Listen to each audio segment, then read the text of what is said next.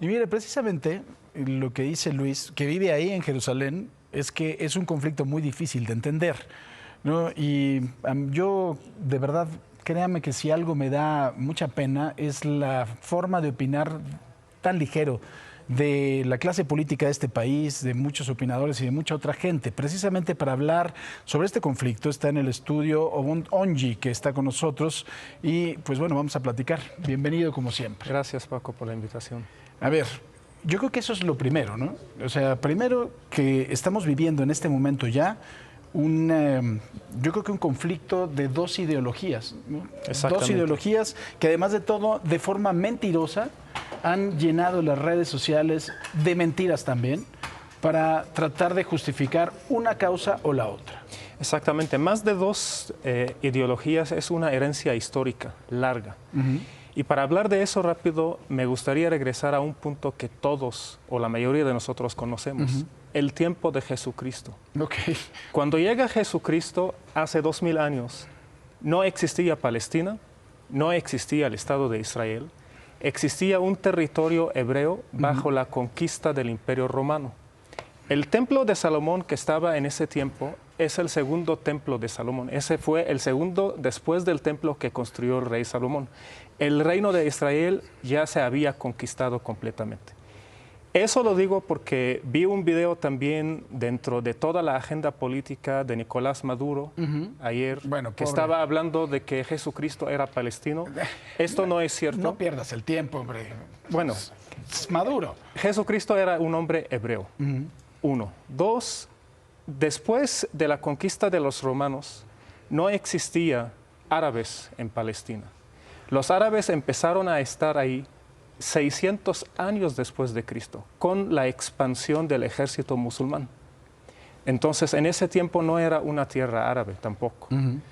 A lo que voy es, después de todos esos cambios históricos durante cientos de años, lo que quedó es una sociedad dividida en sociedades religiosas. Es decir, tú cuando naces en una familia católica o judía o musulmana, te enseñan desde chiquito que tú tienes la razón por ser católico y los demás no. O tú tienes la razón por ser judío y los demás no, o musulmán y los demás no. Todo eso se montó con un problema más grave y es la ideología teocrática. Claro. Es decir, el Islam y el judaísmo, los dos, creen en un país teocrático gobernado por leyes religiosas. Es así, entonces nunca se va a resolver el conflicto. Quiero interrumpirte y recomendarle al público, de verdad, que busquen un documental, está en internet, está en YouTube, que se llama Promises. Es un documental de Carlos Volado, en donde precisamente se agarra a un grupo de niños musulmanes y un grupo de niños judíos que viven en la zona y se les da seguimiento por muchos años. Ahí van a entender cómo no se va a resolver jamás el conflicto y es un documental que vale mucho la pena en este momento. Exactamente. También tenemos que entender que árabes no quiere decir musulmanes. Yo soy de origen árabe y soy católico de nacimiento. Hay árabes judíos. Aquí en México hay muchas familias judías de orígenes árabes, incluso algunos hablan árabe. Los musulmanes son la mayoría de los árabes por consecuencias históricas de todo lo que hablamos. Pero ahorita lo que dijo Luis también hace rato en la entrevista, el conflicto está con Hamas o con Palestina, con Hamas. ¿Qué es Hamas? Es un grupo islamista, se formó en 1987. Ese grupo tiene ideología islámica, busca formar este país teocrático bajo las leyes del Corán. El problema ahora es que estamos diciendo que es un grupo terrorista, pero llevamos años dejándolo gobernar la Franja de Gaza.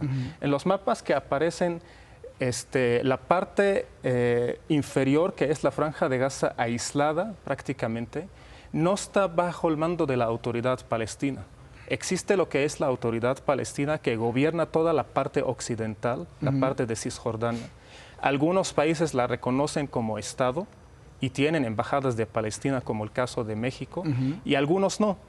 Pero la Franja de Gaza se gobierna por este grupo que es Hamas. Hamas en árabe quiere decir coraje. Entonces ellos tienen esa mentalidad del coraje de que esta es nuestra tierra. Es más, en la Carta Fundacional de Hamas en 1988, de lo que se habla es eso, de un Estado totalmente musulmán, islámico, en donde no exista el pueblo de Israel. Que hay que entender que cuando se habla de eso, se habla de exterminación. ¿Estoy correcto o no? Exactamente, sí, sí. O sea, tú quieres eliminar prácticamente un grupo de gente por su ideología. Ahora, en este sentido, lo que dije al principio, no pueden ponerse de acuerdo mientras siguen pensando en un país teocrático. Esto es verdad. El tema es cómo tú vas a decidir de quién es la tierra. Históricamente, ni de ninguno de los dos. Simplemente los que estaban antes dueños de la tierra ya no existen, ¿no? Llegó el Estado judío, luego los romanos, luego los árabes, luego los otomanos. Lo que complicó la situación, Paco, es que cuando perdió el Imperio Otomano en la Primera Guerra Mundial, entraron los franceses y los ingleses a la región. Ellos, cuando estudiaron la sociedad y vieron que están enfrente de una sociedad religiosa, en el lugar de establecer reglas para eliminar esas diferencias, al contrario, las aprovecharon y las usaron para dividir los países. No existía Siria, no existía Líbano. Los dividieron de una forma donde cada una de estas regiones tengan todas esas religiones y estén siempre en un conflicto. Entonces, estamos cosechando lamentablemente resultados de planeamiento ideológico durante años y años. Ahora, te voy a decir una cosa, desde ese planteamiento, pues entonces creo que los mexicanos tenemos todavía una afrenta mucho mayor con los norteamericanos por el territorio que nos quitaron. Ese sí era de nosotros, ¿no? Sí, sí, ese sí era de nosotros originalmente. Entonces, yo no sé si alguien estaría de acuerdo en que nos vayamos a meter a Estados Unidos a matar tejanos, ¿no? O sea, creo que es una locura. Obviamente no tenemos aquí esta ideología. No tenemos el factor religión en México. Hay otros factores que influyen en la política mexicana, pero no tenemos ese factor.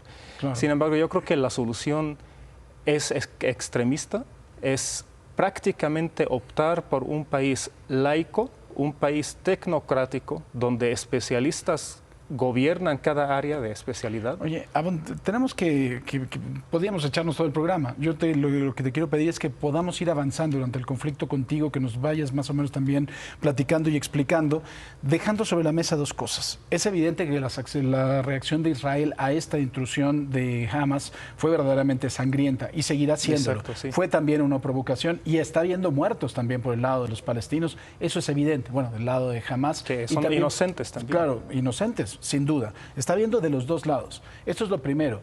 Que además de todo, pues hubo una desatención de los servicios secretos o de los servicios de inteligencia de Israel también, que tienen en este momento un presidente que no es lo mejor, que es Netanyahu, que es un presidente que estaba haciendo alianzas con extremistas de derecha, que son también los que tienen la ideología de borrar a los palestinos. También eso hay que tenerlo y ponerlo sobre la mesa. Y yo quisiera que esto nos lo vayas explicando todos los días, por lo menos el día de mañana, porque creo que nos quedan cosas en la mesa, y también explicarle a la gente cómo tenemos una lucha ideológica de mentiras en las redes sociales, para que no se vaya usted con eso. Aquí no hay buenos ni hay malos, ¿eh? O sea, no, es aquí una hay dos sangrienta ideologías que cada una no acepta la otra. Así es. Pues muchísimas gracias. Gracias. Y seguimos platicando, si puedes, contigo mañana. Con todo gusto. Gracias. Mónica, adelante.